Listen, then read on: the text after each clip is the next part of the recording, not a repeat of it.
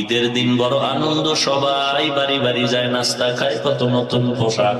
একটা যুবক কবরের কিনারায় দাঁড়ায় দাঁড়ায় কান্না করে, আরে যুবক, আজ আনন্দের দিন, কেন কাঁদো? বলে, গত বছর ঈদে আমার মা বাবার দোয়া নিয়ে আমি ঈদের নামাজ পড়েছি। এই ঈদে আমি যখন যাই নামাজটা কাঁধে নিয়ে মসজিদের দিকে রওনা, ঈদগাহে নামাজ আদায় করব, ঘর থেকে বেরোবার সময় তাকায় দেখি বাবার বিছানা খালি, বাবা নাই। মায়ের বিছানা খালি পড়ে আছে, মা নেই। বাবার জামাগুলো টানানো আছে। আজ আমার মাথায় কে হাত বুলায় দিবে? কে আমার জন্য একটু দোয়া করবে? কেউ নাই। এরে আল্লাহর গোলাম, কয়দিন আর দুনিয়ার বাহাদুরির মুমিন।